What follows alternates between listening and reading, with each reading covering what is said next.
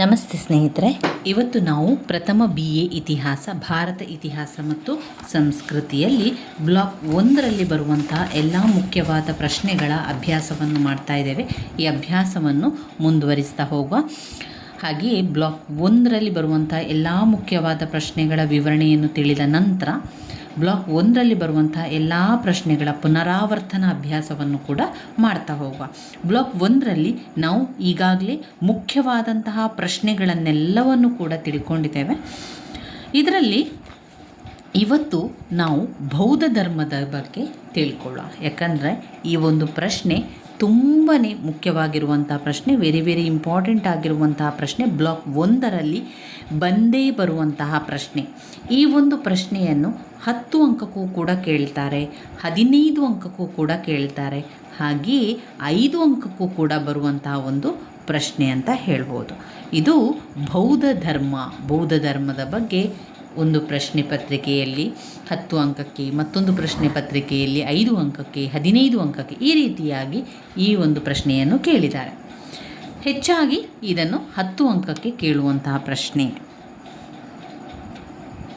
ಕೆಲವೊಮ್ಮೆ ಅಂಕಗಳನ್ನು ಬದಲಾವಣೆಯನ್ನು ಮಾಡಿಕೊಳ್ತಾರೆ. ಮೊದಲಿಗೆ ಬೌದ್ಧ ಧರ್ಮದ ಬಗ್ಗೆ ತಿಳ್ಕೊಳ್ಳುವ. ಗೌತಮ ಬುದ್ಧನಿಂದ ಸ್ಥಾಪಿತವಾಗಿರುವಂಥದ್ದು, ಗೌತಮ ಬುದ್ಧನಿಂದ ಸ್ಥಾಪಿತವಾದ ಧರ್ಮವೇ ಈ ಬೌದ್ಧ ಧರ್ಮ. ಇದು ಜೈನ ಧರ್ಮದ ಸಮಕಾಲೀನವಾಗಿದ್ದು, ಅದರಂತೆ ಪುರೋಹಿತಶಾಹಿಯ ಪ್ರಾಬಲ್ಯವನ್ನು, ವೇದಗಳ ಮಹತ್ವವನ್ನು, ಹಾಗೆಯೇ ಯಜ್ಞಯಾಗಾದಿಗಳನ್ನು ತಿರಸ್ಕರಿಸಿದಂತಹ ಧರ್ಮವೇ ಬೌದ್ಧ ಧರ್ಮ. ಇಂದಿಗೂ ಕೂಡ ನಮ್ಮ ಪ್ರಪಂಚದ ಪ್ರಮುಖ ಧರ್ಮಗಳಲ್ಲಿ ಒಂದಾಗಿರುವಂತಹ ಬೌದ್ಧ ಧರ್ಮವು ವಿಶ್ವದ ಧಾರ್ಮಿಕ, ಸಾಮಾಜಿಕ, ಶಿಕ್ಷಣ ಮತ್ತು ಕಲಾಕ್ಷೇತ್ರಕ್ಕೆ ಭಾರತದ ಕೊಡುಗೆಯಾಗಿದೆ. ಜೈನ ಧರ್ಮದಂತೆಯೇ ಕ್ಷತ್ರಿಯ ರಾಜಕುಮಾರನಾದ ಸಿದ್ಧಾರ್ಥ, ಗೌತಮ ಬುದ್ಧನೇ ಇಲ್ಲಿ ಸಿದ್ಧಾರ್ಥ. ಅವನ ಮೊದಲ ಹೆಸರು ಸಿದ್ಧಾರ್ಥನಾಗಿರ್ತಾನೆ, ಒಬ್ಬ ರಾಜನಾಗಿರ್ತಾನೆ. ಬೌದ್ಧ ಧರ್ಮವು ಕ್ರಿಸ್ತಪೂರ್ವ 6ನೇ ಶತಮಾನದಲ್ಲಿ ಭಾರತವು ಎದುರಿಸುತ್ತಿದ್ದಂತಹ ಧಾರ್ಮಿಕ ಕ್ಷೋಭೆಗೆ ಉತ್ತರವೆಂಬಂತೆ ಉದಯಿಸಿದಂತಹ ಒಂದು ಧರ್ಮವೇ ಬೌದ್ಧ ಧರ್ಮ.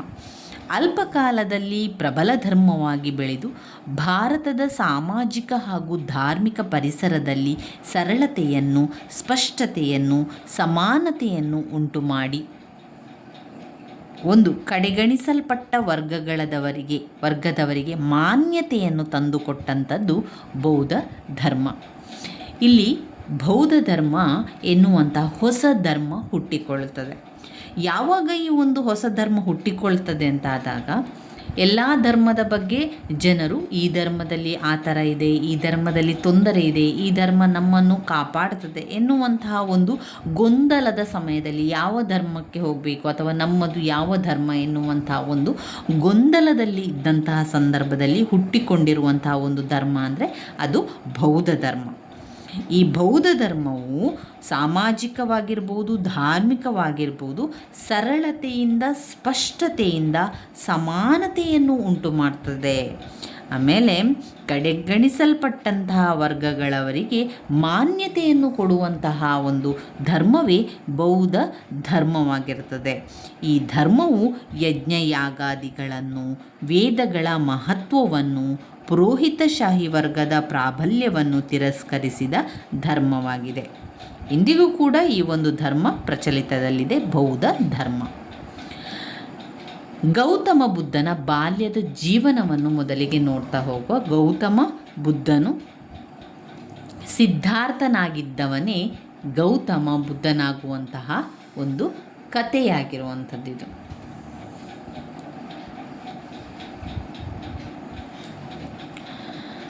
ಬೌದ್ಧ ಧರ್ಮದ ಸ್ಥಾಪಕನಾದಂತಹ ಗೌತಮ ಬುದ್ಧನ ಪೂರ್ವದ ಹೆಸರು ಸಿದ್ಧಾರ್ಥ. ಈ ಕಥೆಯನ್ನು ಸರಿಯಾಗಿ ಅರ್ಥ ಮಾಡಿಕೊಳ್ಳಿ. ಅನಂತರದಲ್ಲಿ ಗೌತಮ ಬುದ್ಧನ ಜೀವನ ಅಂತ ಬಂದಾಗ ನಿಮಗೆ ಅದೆಲ್ಲ ಕೂಡ ನೆನಪಿಗೆ ಬರ್ತದೆ, ಬರೀಲಿಕ್ಕೂ ಕೂಡ ಸಹಾಯ ಆಗ್ತದೆ. ಅದೇ ರೀತಿಯಲ್ಲಿ ಬೌದ್ಧ ಧರ್ಮದ ಬಗ್ಗೆ ಕೇಳಿದರೂ ಕೂಡ ಆರಂಭದಲ್ಲಿ ಸ್ವಲ್ಪ ಪೀಠಿಕೆಯನ್ನು ಬರೆದು ನಂತರ ಗೌತಮ ಬುದ್ಧನ ಜೀವನ, ಅವನು ಹೇಳಿರುವ ಅಷ್ಟಾಂಗ ಮಾರ್ಗ ಎಲ್ಲವನ್ನು ಕೂಡ ನಾವು ಅದರಲ್ಲಿ ಬರಿತಾ ಹೋಗಬೇಕಾಗ್ತದೆ. ಬೌದ್ಧ ಧರ್ಮದ ಸ್ಥಾಪಕ ಗೌತಮ ಬುದ್ಧ. ಅವನ ಪೂರ್ವ ಹೆಸರು ಅಂದರೆ ಆರಂಭದಲ್ಲಿ ಅವನ ಹೆಸರು ಸಿದ್ಧಾರ್ಥ ಎಂಬುದಾಗಿತ್ತು. ಇಂದಿನ ನೇಪಾಳದ ಕಪಿಲವಸ್ತುವಿನ ನಾಯಕ ಶಾಕ್ಯ ಕುಲಕ್ಕೆ ಸೇರಿದ ಶುದ್ಧೋಧ ಮತ್ತು ಮಹಾಮಾಯೆಯವರ ಮಗ. ಶುದ್ಧೋಧನ ಮತ್ತು ಮಹಾಮಾಯೆಯವರ ಮಗನಾಗಿ ಕ್ರಿಸ್ತಪೂರ್ವ 566ರ ಸುಮಾರಿಗೆ ಕಪಿಲವಸ್ತುವಿನ ಸಮೀಪದಲ್ಲಿದ್ದ ಲುಂಬಿನಿ ವನದಲ್ಲಿ ಜನಿಸಿದರು. ಇಲ್ಲಿ ಗೌತಮ ಬುದ್ಧನು ಜನಿಸಿರುವಂಥದ್ದು ಲುಂಬಿನಿ ವನದಲ್ಲಿ, ಕಪಿಲವಸ್ತುವಿನ ಸಮೀಪದಲ್ಲಿರುವಂತಹ ಲುಂಬಿನಿ ವನದಲ್ಲಿ ಅವರು ಜನಿಸ್ತಾರೆ. ಬೌದ್ಧ ಗ್ರಂಥಗಳ ಪ್ರಕಾರ ಸಿದ್ಧಾರ್ಥನ ಜನನದ ಬಳಿಕ ಅವನ ತಾಯಿ ಮರಣವನ್ನು ಹೊಂತಾಳೆ. ಅಂತಹ ಸಂದರ್ಭದಲ್ಲಿ ಮಗುವಿನ ಲಾಲನೆ, ಪಾಲನೆ, ಪೋಷಣೆಯನ್ನು ಚಿಕ್ಕಮ್ಮ ಪ್ರಜಾಪತಿ ಗೌತಮಿ ಆಯಿತು. ಪ್ರಜಾಪತಿ ಗೌತಮಿ ಎನ್ನುವ ಚಿಕ್ಕಮ್ಮ ಗೌತಮಿಯವರು ನೋಡ್ಕೊಳ್ತಾ ಇದ್ರು. ಗೌತಮಿಯ ವಾತ್ಸಲ್ಯದಿಂದಲೇ ಬೆಳೆದಂತಹ, ಅವರ ಆರೈಕೆಯಲ್ಲೇ ಬೆಳೆದಂತಹ ಸಿದ್ಧಾರ್ಥನಿಗೆ ನಂತರದ ದಿನಗಳಲ್ಲಿ ಗೌತಮ ಎಂದು ಹೆಸರು ಬಂತು. ಯಾಕಂದರೆ ಚಿಕ್ಕಮ್ಮನಾದಂತಹ ಗೌತಮಿಯೇ ಅವನ ಎಲ್ಲವನ್ನು ಕೂಡ ನೋಡ್ಕೊಳ್ತಾ ಇದ್ಲು. ಆ ರೀತಿಯಲ್ಲಿ ಅವನಿಗೆ ಬಂದಿರುವಂಥ ಒಂದು ಬಿರುದು ಗೌತಮ ಎಂಬ ಹೆಸರನ್ನು ಅವರು ಹಾಕಿದರು. ಮಗುವಿನ ಜಾತಕ ನೋಡಿದಂತಹ ಜ್ಯೋತಿಷ್ಯರು ಏನು ಹೇಳ್ತಾರೆ ಅಂತ ಹೇಳಿದರೆ, ಅವನು ಒಬ್ಬನು ಮಹಾಯೋಗಿಯಾಗುವನು, ಅಲ್ಲದೆ ಹೋದರೆ ಪ್ರಸಿದ್ಧ ಅರಸನಾಗ್ತಾನೆ. ಏನಾಗ್ತಾನೆ? ಮಹಾಯೋಗಿ ಆಗ್ತಾನೆ. ಒಂದು ವೇಳೆ ಅಲ್ಲ ಅಂತ ಆದರೆ ಅವನು ಅರಸನಾಗ್ತಾನೆ ಅಂತ ಭವಿಷ್ಯವನ್ನು ನುಡಿತಾನೆ. ಶುದ್ಧೋಧನ ಅಂದರೆ ಗೌತಮ ಬುದ್ಧನ ತಂದೆ ಶುದ್ಧೋಧನನು ತನ್ನ ಮಗನು ಯೋಗಿಯಾಗುವುದನ್ನು ತಡೆಯಲು ಅವನನ್ನು ಯಾವುದೇ ರೀತಿಯ ನಿರಾಶಾದಾಯಕ ಪರಿಸ್ಥಿತಿಗೆ ಎದುರಾಗದಂತೆ ನೋಡಿಕೊಳ್ಳುವಂಥದ್ದು. ಅಂದರೆ ತನ್ನ ಮಗನ ಎದುರು ರೋಗದ, ಸಾವಿನ, ದುಃಖದ ಸನ್ನಿವೇಶಗಳು ಬರದಂತೆ ಎಚ್ಚರಿಕೆಯನ್ನು ವಹಿಸಿದರು. ರಾಜಕುಮಾರನಿಗೆ ತಕ್ಕುದಾದ ವಿದ್ಯೆಯನ್ನು ಕೊಡಿಸಿದಳು. ವಯಸ್ಕನಾದಾಗ ಯಶೋಧರ ಎಂಬ ಸುಂದರ ಕನ್ಯೆಯೊಡನೆ ವಿವಾಹ ಮಾಡಿದನು. ಈ ದಂಪತಿಗಳಿಗೆ ರಾಹುಲನೆಂಬ ಗಂಡು ಮಗು ಜನಿಸಿದನು. ಇದೆಲ್ಲ ಆಯಿತು. ಇಷ್ಟೆಲ್ಲ ಆದ ನಂತರ ಗೌತಮ ಬುದ್ಧನ ಒಂದು ಅಭಿಪ್ರಾಯ ಅಥವಾ ಗೌತಮ ಬುದ್ಧ ಯಾವ ರೀತಿಯ ಒಂದು ತೀರ್ಮಾನಕ್ಕೆ ಬರ್ತಾನೆ ಅಂತ ಹೇಳಿದರೆ, ಸಿದ್ಧಾರ್ಥ ಮೊದಲಿನಿಂದಲೂ ಕೂಡ ಜೀವ, ಸಾವು, ದುಃಖಗಳ ಬಗ್ಗೆ ಚಿಂತಿಸ್ತಾ ಇದ್ದ. ಅವನು ಈ ಒಂದು ಸಮೃದ್ಧವಾದ ಬದುಕಿನಲ್ಲಿ ದುಃಖಿತನಾಗಿದ್ದ. ಅವನ ತಂದೆ ದೂರವಿರಿಸಿದ್ದ ರೋಗದ, ಸಾವಿನ, ವೃದ್ಧಾಪ್ಯಗಳ ದೃಶ್ಯಗಳನ್ನು ಕಂಡ ನಂತರ ಸಿದ್ಧಾರ್ಥನು ಬದುಕಿನ ಅರ್ಥವನ್ನು ತಿಳಿದುಕೊಳ್ಳಲು, ದುಃಖಕ್ಕೆ ಪರಿಹಾರವನ್ನು ಕಂಡುಕೊಳ್ಳಲು ಯತ್ನಿಸ್ತಾನೆ. ಕಡೆಗೊಮ್ಮೆ ಲೋಕದ ವ್ಯವಹಾರಗಳನ್ನು ತ್ಯಜಿಸಿದ ಸನ್ಯಾಸಿಯನ್ನು ಕಂಡಾಗ ಅವನಲ್ಲಿದ್ದ ನೆಮ್ಮದಿಯನ್ನು ಕುರಿತು ಚಿಂತಿಸುತ್ತಾ, ಸನ್ಯಾಸದಿಂದಿದ್ದಾರೂ ತನ್ನ ಸಮಸ್ಯೆಗಳಿಗೆ ಪರಿಹಾರ ದೊರೆಯಬಹುದೆಂಬ ಆಸೆಯಿಂದ ತನ್ನ ಕುಟುಂಬವನ್ನು ತೊರೆಯಲು ನಿರ್ಧರಿಸ್ತಾನೆ. ಏಕೆಂದರೆ ಅವನಿಗೆ ಕುಟುಂಬವು ಬಂಧನದಂತೆ ಕಾಣ್ತಾ ಇರ್ತದೆ. ಆದ್ದರಿಂದ ಅವನ್ನೆಲ್ಲವನ್ನು ಕೂಡ ತ್ಯಜಿಸಿ ತನ್ನ ನೆಚ್ಚಿನ ಸೇವಕ ಚನ್ನನೊಂದಿಗೆ ಅರಮನೆಯಿಂದ ಹೊರಟನು. ಈ ಘಟನೆಯನ್ನು ಬೌದ್ಧ ಧರ್ಮದಲ್ಲಿ ಮಹಾಪರಿತ್ಯಾಗ ಎನ್ನುವಂಥದ್ದನ್ನು ಬರ್ತದೆ. ಇಲ್ಲಿ ಮಹಾಪರಿತ್ಯಾಗ ಎನ್ನುವಂಥದ್ದು ಈಗ ಒಂದು ಬೌದ್ಧ ಧರ್ಮದಲ್ಲಿ ಅದನ್ನೇ ಮಹಾಪರಿತ್ಯಾಗ ಅಂತ ಕರೆಯಲಾಯಿತು. ಯಾಕಂದರೆ ಅವನೆಲ್ಲವನ್ನು ಬಿಟ್ಟು ಹೋಗುವಂಥದ್ದು, ಅವನಿಗೆ ಇರುವಂತಹ ಎಲ್ಲ ಒಂದು ವೈಭವವನ್ನು, ಸೌಭಾಗ್ಯವನ್ನು ಎಲ್ಲವನ್ನು ಬಿಟ್ಟು ಅವನು ಹೋಗುವಂಥದ್ದೇ ಮಹಾಪರಿತ್ಯಾಗ ಅಂತ ಹೇಳ್ತಾರೆ. ಮನೆಯನ್ನು ತೊರೆದ ಸಿದ್ಧಾರ್ಥ ಹಲವು ದಿನಗಳ ಕಾಲ ಗುರುವಿನ ಹುಡುಕಾಟದಲ್ಲಿದ್ದನು. ತನಗೆ ಮಾರ್ಗ ತೋರಬಲ್ಲಂತಹ ಗುರುವಿಗಾಗಿ ರಾಜಗೃಹ, ಗಯಾ, ಉರವೇಲ ಮುಂತಾದ ಸ್ಥಳಗಳನ್ನು ಸಂದರ್ಶಿಸಿ ಅಲ್ಲಿ ಎಲ್ಲಿಯಾದರೂ ತನ್ನ ಒಂದು ಗುರುಗಳು ಇದ್ದಾರೆ ಎನ್ನುವಂಥದ್ದನ್ನು ಹುಡುಕಿಕೊಂಡು ಹೋಗುವಂಥದ್ದು. ನಂತರ ಏನಾಗ್ತದೆ? ಇಷ್ಟೆಲ್ಲ ಆದ ನಂತರ ಅವರಿಗೆ ಗುರುಗಳು ನೀಡಿದ ಸಲಹೆಗಳು ಅವನಿಗೆ ತೃಪ್ತಿ ಉಂಟು ಮಾಡಲಿಲ್ಲ. ಗುರುಗಳು ಸಿಗ್ತಾರೆ, ಗುರುಗಳು ಕೆಲವೊಂದು ಸಲಹೆಗಳನ್ನು ಕೊಡುತ್ತಾರೆ, ಅದು ಅವರಿಗೆ ತೃಪ್ತಿ ಆಗಲಿಲ್ಲ. ನಂತರ ಗಯೆಯ ಬಳಿ 5 ತಪಸ್ವಿಗಳೊಂದಿಗೆ ಘೋರ ತಪಸ್ಸು ಕೈಗೊಂಡನು. ಆದರೆ ಅದರಿಂದಲೂ ಕೂಡ ಯಾವುದೇ ಪ್ರಶ್ನೆಯೂ ಕೂಡ ಉತ್ತರ ಸಿಗಲಿಲ್ಲ. ಯಾವ ತಪಸ್ಸು ಮಾಡಿದರೂ ಕೂಡ ಉತ್ತರ ಸಿಗಲಿಲ್ಲ. ಮನಸ್ಸಿಗೆ ನೆಮ್ಮದಿಯಾಗಲಿ ಕೂಡ ಅದರಲ್ಲಿ ಸಿಗಲಿಲ್ಲ, ದೊರಕಲಿಲ್ಲ. ತಪಸ್ಸಿನ ಕಠೋರತೆ ಅವನಿಗೆ ವ್ಯರ್ಥವೆನ್ನಿಸಿತು. ದೇಹದಂಡನೆಯನ್ನು ಬಿಟ್ಟು ಧ್ಯಾನದಲ್ಲಿ ತೊಡಗಿ ಜ್ಞಾನಾಸಕ್ತನಾದನು. ಕಡೆಗೆ ಒಂದು ದಿನ ಅವನು ಅಶ್ವತ್ಥ ವೃಕ್ಷದ ಕೆಳಗೆ ತಪಸ್ಸಿನಲ್ಲಿ ತಲ್ಲೀನನಾಗಿ ಕುಳಿತಿದ್ದಂತಹ ಸಂದರ್ಭದಲ್ಲಿ ಜ್ಞಾನೋದಯವಾಯಿತು. ಅವನ ಪ್ರಶ್ನೆಗಳಿಗೆ ಉತ್ತರ ದೊರಕಿದಂತಾಗಿ ಈ ಜ್ಞಾನೋದಯದಿಂದ ಸಿದ್ಧಾರ್ಥ ಬುದ್ಧ ದಿವ್ಯ ಜ್ಞಾನಿಯಾದನು. ಅವನಿಗೆ ತಥಾಗತ ಅಂದರೆ ಸತ್ಯವನ್ನು ಕಂಡವನು ಎಂಬ ಬಿರುದು ದೊರೆಯಿತು. ಆಗ ಅವನಿಗೆ 39 ವರ್ಷ. ಗೌತಮನಿಗೆ ಜ್ಞಾನೋದಯವಾದ ಅಶ್ವತ್ಥ ವೃಕ್ಷ ಬೋಧಿ ವೃಕ್ಷವಾಯಿತು. ಗಯೆ ಬುದ್ಧ ಗಯೆಯಾಯಿತು. ಸ್ವಲ್ಪ ಕಾಲದಲ್ಲಿಯೇ ಬುದ್ಧನಿಗೆ 3 ಶಿಷ್ಯರಾಗ್ತಾರೆ. ನಂತರ ಬುದ್ಧ ತನ್ನ ಜೀವಿತದ ಉಳಿದ ಭಾಗಗಳನ್ನೆಲ್ಲ ತಾನು ಕಂಡುಕೊಂಡ ಸತ್ಯವನ್ನು ಎಲ್ಲರಿಗೆ ಪ್ರಸಾರ ಮಾಡಲು ವಿನಿಯೋಗಿಸ್ತಾನೆ. ಅಂದಿನ ಕೋಸಲದ ರಾಜ ಪ್ರಸೇನಜೀತ್, ಮಗಧದ ಬಿಂಬಿಸಾರ ಮತ್ತು ಅವನ ಉತ್ತರಾಧಿಕಾರಿ ಅಜಾತಶತ್ರು ಬುದ್ಧನನ್ನು ಗೌರವಿಸಿದರು. ಗೌತಮ ಬುದ್ಧ ತನ್ನ ಶಿಷ್ಯ ಬಳಗವನ್ನು ಒಂದುಗೂಡಿಸಿ ಸಂಘವನ್ನು ಸ್ಥಾಪಿಸ್ತಾರೆ. ಇದನ್ನು ಒಂದು ರೀತಿಯ ಕಥೆಯ ರೀತಿಯಲ್ಲೇ ನೀವು ಅರ್ಥ ಮಾಡಿಕೊಳ್ಬೇಕು. ಹೇಳಿದ ರೀತಿಯಲ್ಲೇ ನೀವು ಒಂದು ಯೋಚನೆ ಅದನ್ನು ಮಾಡ್ತಾ ಹೋದರೆ ಅದು ಯಾವತ್ತೂ ನಮಗೆ ನೆನಪಲ್ಲಿ ಉಳಿಲಿಕ್ಕೆ ಸಾಧ್ಯ ಆಗ್ತದೆ. ಸ್ವಲ್ಪ ಕಾಲದಲ್ಲಿ ಬುದ್ಧನಿಗೆ 3 ಶಿಷ್ಯರು ಕೂಡ ಆಗ್ತಾರೆ. ಬುದ್ಧ ತನ್ನ ಜೀವಿತದ ಉಳಿದ ಭಾಗ ಎಲ್ಲವನ್ನು ಕೂಡ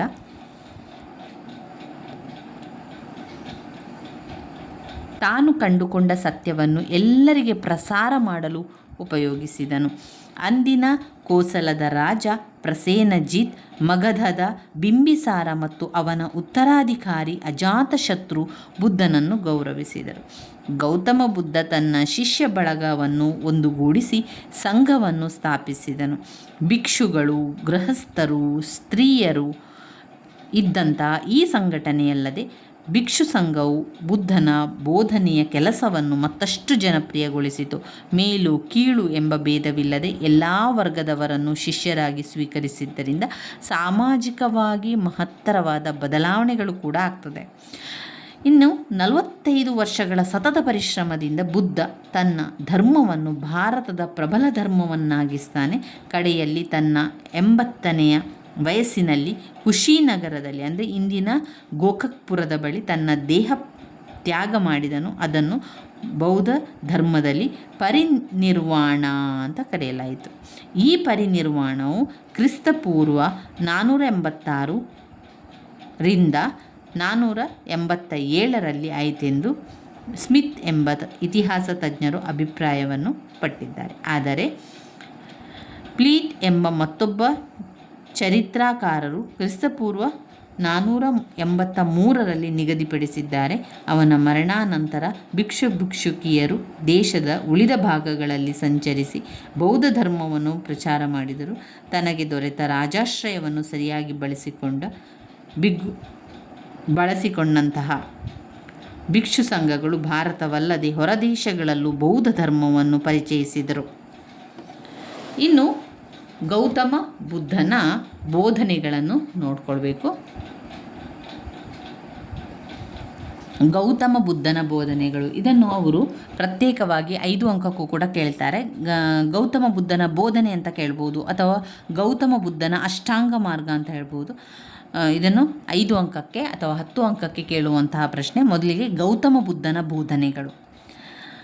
ಅಲ್ಪಕಾಲದಲ್ಲಿ ಹೆಚ್ಚಿನ ಜನರನ್ನು ಆಕರ್ಷಿಸಿ ಭಾರತದ ಧಾರ್ಮಿಕ ಕ್ಷೇತ್ರದಲ್ಲಿ ಮಹತ್ತರವಾದ ಬದಲಾವಣೆಗಳಿಗೆ ಕಾರಣವಾದ ಬುದ್ಧನ ಬೋಧನೆಗಳ ರೂಪುರೇಷೆಗಳನ್ನು ನೋಡುವುದಾದರೆ ಅವು ಅತ್ಯಂತ ಸರಳವಾಗಿರ್ತದೆ, ಎಲ್ಲರೂ ಅರ್ಥ ಮಾಡಿಕೊಳ್ಳುವಂಥದ್ದು ಕೂಡ ಆಗಿರ್ತದೆ.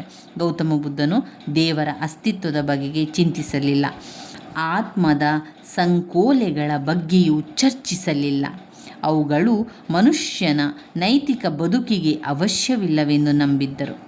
ವಿಶ್ವವು ಮಾಯೆ ಅಥವಾ ಸರ್ವಂ ಅನಿತ್ಯಂ ಎಂದು ಹೇಳಿದರು. ಬುದ್ಧನು ಪ್ರಪಂಚದಲ್ಲಿ ತುಂಬಿಸಿರುವ ದುಃಖದ ಕಾರಣಗಳನ್ನು, ಅವರ ನಿವಾರಣೆಯ ಮಾರ್ಗೋಪಾಯಗಳ ಬಗ್ಗೆ ಚಿಂತಿಸಿದರು. ಅಂತಿಮವಾಗಿ ಅವನು ಕಂಡುಕೊಂಡ 4 ಸತ್ಯ ಅಂತ ಹೇಳಿದರೆ, 1, ಪ್ರಪಂಚವು ದುಃಖದಿಂದ ಕೂಡಿದೆ. ಪ್ರಪಂಚ ಹೇಗೆ ಕೂಡಿದೆ ಅಂತೆ? ಪ್ರಪಂಚವು ದುಃಖದಿಂದ ಕೂಡಿದೆ. ಆಸೆಯೇ ದುಃಖಕ್ಕೆ ಮೂಲ ಕಾರಣ. ಆಸೆಯೇ ದುಃಖಕ್ಕೆ ಮೂಲ ಕಾರಣ. ಆಸೆಯನ್ನು ಬಿಡುವುದರಿಂದ ದುಃಖದಿಂದ ಬಿಡುಗಡೆ ಹೊಂದಬಹುದು. ಆಸೆಯನ್ನು ಬಿಡುವುದರಿಂದ ದುಃಖಕ್ಕೆ ಬಿಡುಗಡೆ ಹೊಂದಬಹುದು. ದುಃಖದಿಂದ ಬಿಡುಗಡೆಯನ್ನು ಹೊಂದಿರಬಹುದು. 4ನೇ ಪಾಯಿಂಟ್, ಆಸೆಯನ್ನು ಬಿಡಲು ಅಷ್ಟಾಂಗ ಮಾರ್ಗದಿಂದ ಸಾಧ್ಯ. ಆಸೆಯನ್ನು ಬಿಡಲು ಅಷ್ಟಾಂಗ ಮಾರ್ಗದಿಂದ ಸಾಧ್ಯ.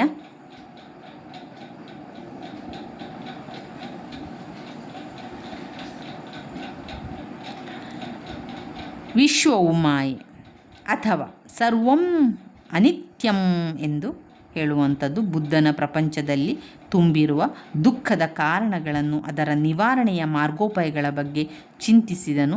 ಅಂತಿಮವಾಗಿ ಅವನು ಕಂಡುಕೊಂಡ 4 ಸತ್ಯಗಳೆಂದರೆ, ಪ್ರಪಂಚವು ದುಃಖದಿಂದ ಕೂಡಿದೆ, ಪ್ರಪಂಚವು ದುಃಖದಿಂದ ತುಂಬಿದೆ, ಆಸೆಯೇ ದುಃಖಕ್ಕೆ ಮೂಲ ಕಾರಣ, ಆಸೆಯೇ ದುಃಖಕ್ಕೆ ಮೂಲ ಕಾರಣ. ಆಸೆ ಬಿಡುವುದರಿಂದ ದುಃಖದಿಂದ ದೂರವಿಡಬಹುದು, ದುಃಖದಿಂದ ಬಿಡುಗಡೆ ಹೊಂದಬಹುದು. ಆಸೆಯನ್ನು ಬಿಡುವುದರಿಂದ ದುಃಖದಿಂದ ಬಿಡುಗಡೆ ಹೊಂದಬಹುದು. 4ನೇದು, ಆಸೆಯನ್ನು ಬಿಡಲು ಅಷ್ಟಾಂಗ ಮಾರ್ಗದಿಂದ ಸಾಧ್ಯ. ಇವುಗಳನ್ನು ಆರ್ಯಭವ್ಯ ಸತ್ಯಗಳೆಂದು ಕರೆಯಲಾಗ್ತದೆ. ಆಸೆಯನ್ನು ಬಿಡಲು ಅಷ್ಟಾಂಗ ಮಾರ್ಗಗಳು ಅಗತ್ಯ. ಇವುಗಳನ್ನು ಆರ್ಯಭವ್ಯ ಸತ್ಯಗಳೆಂದು ಕರೆಯಲಾಗಿದೆ. ಯಾವುದು? ಮೊದಲನೇದಾಗಿ ಇಲ್ಲಿ ಇರುವಂಥ ಸತ್ಯಗಳು, 1, ಪ್ರಪಂಚವು ದುಃಖದಿಂದ ತುಂಬಿದೆ, ಆಸೆಯೇ ದುಃಖಕ್ಕೆ ಮೂಲ ಕಾರಣ. ಆಸೆಯನ್ನು ಬಿಡುವುದರಿಂದ ದುಃಖದಿಂದ ಬಿಡುಗಡೆ ಹೊಂದಬಹುದು. ಆಸೆಯನ್ನು ಬಿಡಲು ಅಷ್ಟಾಂಗ ಮಾರ್ಗದಿಂದ ಮಾತ್ರ ಸಾಧ್ಯ ಅಂತ ಹೇಳುವಂಥದ್ದು.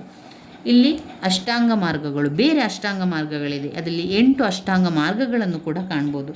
ಯಾಕಂದರೆ ಇಲ್ಲಿ ಹುಟ್ಟು ಸಾವುಗಳ ವರ್ತುಲಕ್ಕೆ ಮಾನವರನ್ನು ತಳ್ಳುತ್ತದೆ. ಹೀಗಾಗಿ ಪರಿಶುದ್ಧ ಜೀವನ ನಡೆಸಲು ಹುಟ್ಟು ಸಾವುಗಳ ಗೊಂದಲದಿಂದ ಬಿಡಿಸಿಕೊಳ್ಳಲು ಅಷ್ಟಾಂಗ ಮಾರ್ಗದ ಪರಿಪಾಲನೆ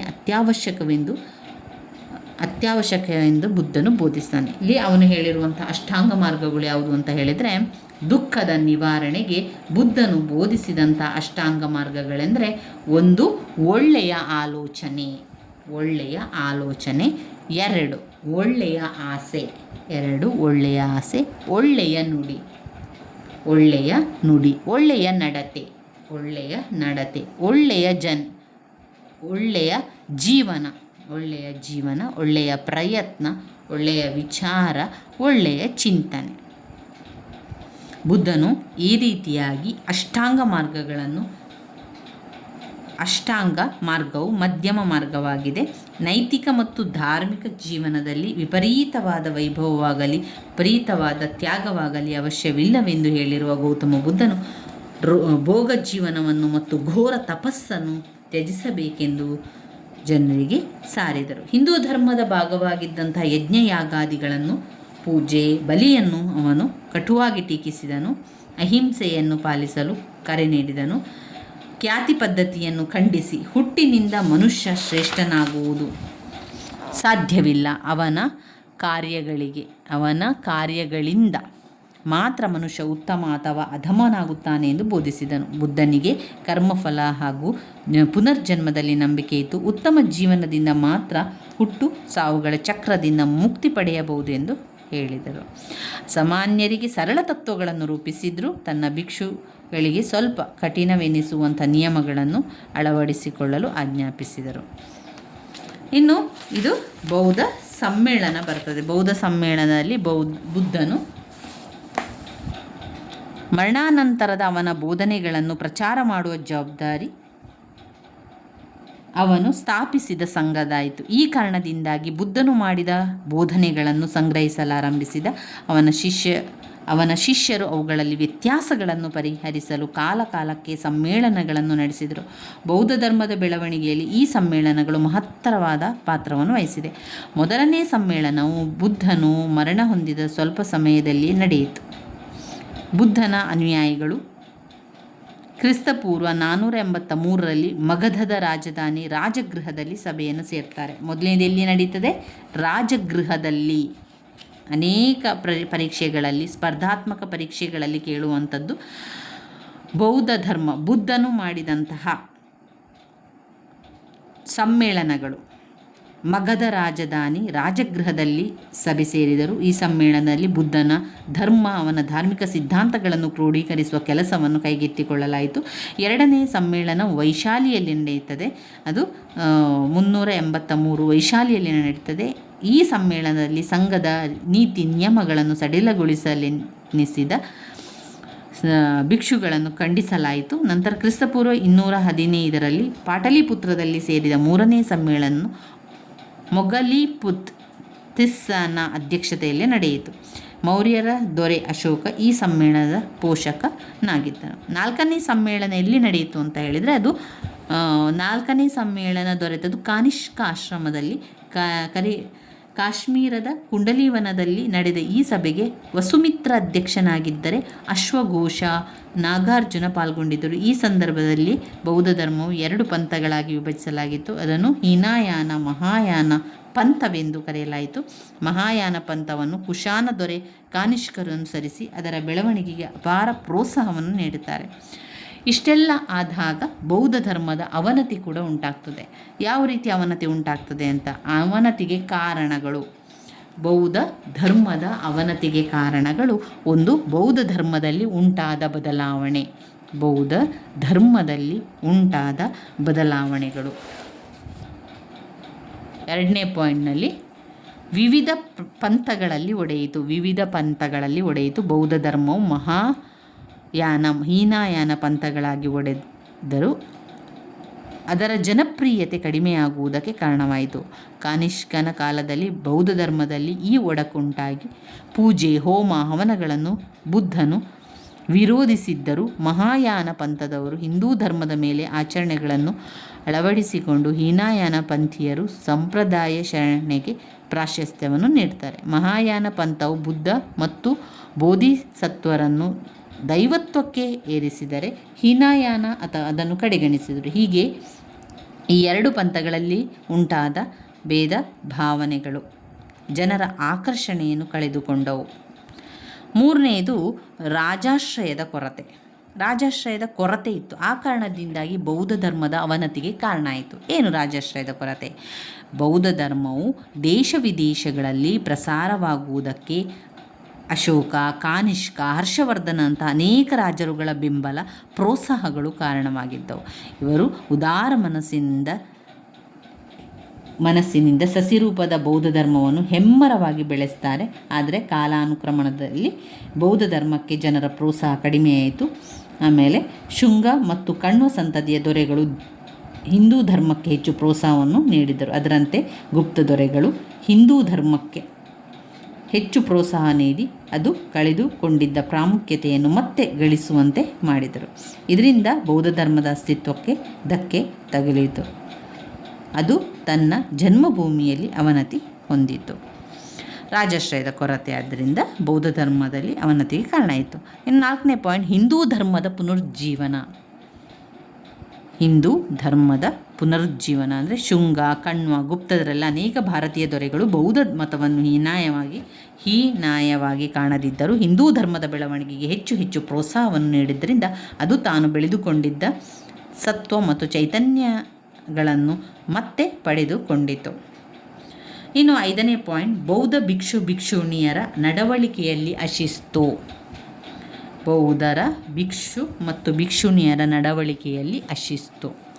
ಬೌದ್ಧ ಧರ್ಮದ ಪ್ರಗತಿ ಮತ್ತು ವಿಕಾಸಕ್ಕೆ ಬೌದ್ಧ ಸಂಘ ಭಿಕ್ಷುಣಿಯರ ಸಲ್ಲಿಸಿದ ಸೇವೆ ಅಪಾರವಾದುದು. ಅವರು ಆ ಧರ್ಮದ ನೀತಿ ನಿಯಮಗಳನ್ನು ಕಟ್ಟುನಿಟ್ಟಾಗಿ ಪಾಲಿಸಿ ತಮ್ಮ ಸರಳ ಮತ್ತು ಸದಾಚಾರಗಳಿಂದ ಬೌದ್ಧ ಧರ್ಮದ ಬೆಳವಣಿಗೆಗೆ ಕಾರಣರಾಗಿದ್ದರು. ಕ್ರಮೇಣ ಅವರಲ್ಲಿದ್ದಂತಹ ತ್ಯಾಗ ಮನೋಭಾವನೆ, ಸರಳ ಜೀವನ, ಉದಾತ್ತ ಧ್ಯೇಯಗಳು ಬದಲಾದವು.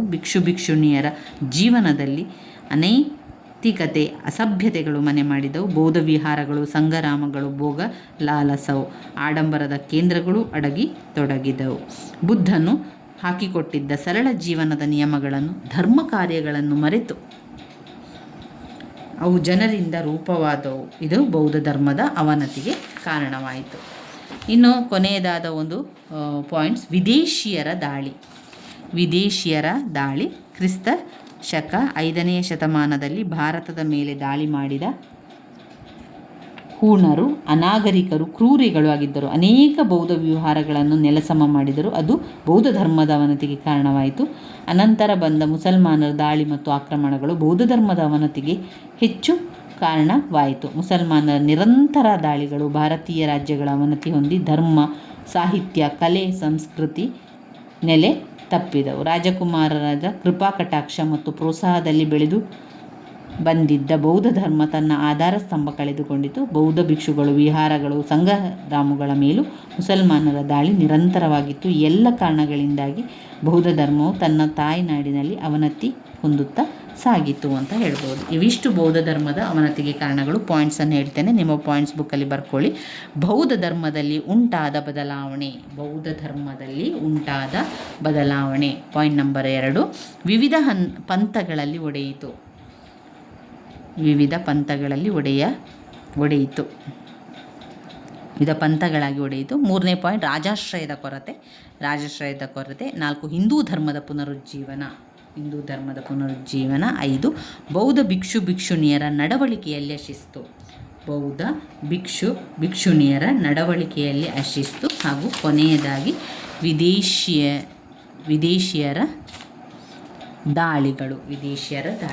ಇವಿಷ್ಟು ಬೌದ್ಧ ಧರ್ಮದ ಅವನತಿಗೆ ಕಾರಣಗಳಾಯಿತು. ಬೌದ್ಧ ಧರ್ಮದ ಬಗ್ಗೆ. ಹಾಗೆ ಅಷ್ಟಾಂಗ ಮಾರ್ಗ 10 ಅಂಕಕ್ಕೆ ಅಥವಾ 5 ಅಂಕಕ್ಕೆ ಕೇಳುವಂತಹ ಪ್ರಶ್ನೆ ಅಷ್ಟಾಂಗ ಮಾರ್ಗ.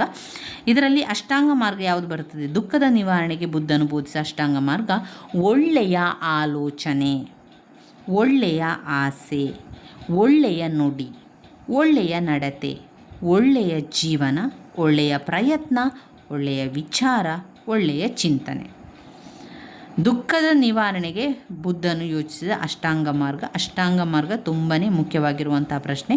ಇಲ್ಲಿ ಆಲೋಚನೆ, ಆಸೆ, ನುಡಿ, ನಡತೆ, ಜೀವನ, ಪ್ರಯತ್ನ, ವಿಚಾರ, ಚಿಂತನೆ ಇವಿಷ್ಟು ಅಷ್ಟಾಂಗ ಮಾರ್ಗಗಳಾಗಿರುವಂಥದ್ದು. ಒಳ್ಳೆಯ ಆಲೋಚನೆ, ಒಳ್ಳೆಯ ಆಸೆ, ಒಳ್ಳೆಯ ನುಡಿ, ಒಳ್ಳೆಯ ಕುಣಿತ, ಒಳ್ಳೆಯ ಜೀವನ, ಒಳ್ಳೆಯ ಪ್ರಯತ್ನ, ಒಳ್ಳೆಯ ವಿಚಾರ, ಒಳ್ಳೆಯ ಚಿಂತನೆ. ಬೌದ್ಧನು ಈ ಅಷ್ಟಾಂಗ ಮಾರ್ಗವು ಮಧ್ಯಮ ವರ್ಗವಾಗಿದೆ. ನೈತಿಕ ಮತ್ತು ಧಾರ್ಮಿಕ ಜೀವನದಲ್ಲಿ ವಿಪರೀತವಾದ ವೈಭವವಾಗಲಿ ವಿಪರೀತವಾದ ತ್ಯಾಗವಾಗಲಿ ಅಗತ್ಯವಿಲ್ಲವೆಂದು ಹೇಳಿರುವ ಗೌತಮ ಬುದ್ಧನು ಭೋಗ ಜೀವನವನ್ನು ಮತ್ತು ಘೋರ ತಪಸ್ಸನ್ನು ತ್ಯಜಿಸಬೇಕೆಂದು ಜನರಿಗೆ ಸಾರಿದರು. ಇವಿಷ್ಟನ್ನು ನಾವು ಬೌದ್ಧ ಧರ್ಮದ ಬಗ್ಗೆ ಕೇಳಿದಾಗ ಬರಿತಾ, ಬೌದ್ಧ ಧರ್ಮದ ಒಂದು ಅವನತಿಗೆ ಕಾರಣ ಅಂತ ಬಂದಾಗ ಇದನ್ನು ಕೂಡ ನಾವು ಬರಿತಾ ಹೋಗಬೇಕು. ಇದರಲ್ಲಿ ಯಾವುದು ಬೌದ್ಧ ಧರ್ಮದ ಬಗ್ಗೆ 10 ಅಂಕಕ್ಕೆ ಹೆಚ್ಚಾಗಿ ಕೇಳಿರುವಂತಹ ಪ್ರಶ್ನೆಯಾಗಿದೆ ಸ್ನೇಹಿತರೆ. ನನ್ನ ವಿಡಿಯೋಸ್ ಎಲ್ಲ ನಿಮಗೆ ಇಷ್ಟ ಆಗಿದ್ದರೆ ಲೈಕ್ ಕೊಡಿ, ಶೇರ್ ಮಾಡಿ, ಸಬ್ಸ್ಕ್ರೈಬ್ ಮಾಡಲಿಕ್ಕೆ ಮರಿಬೇಡಿ. ಧನ್ಯವಾದಗಳು.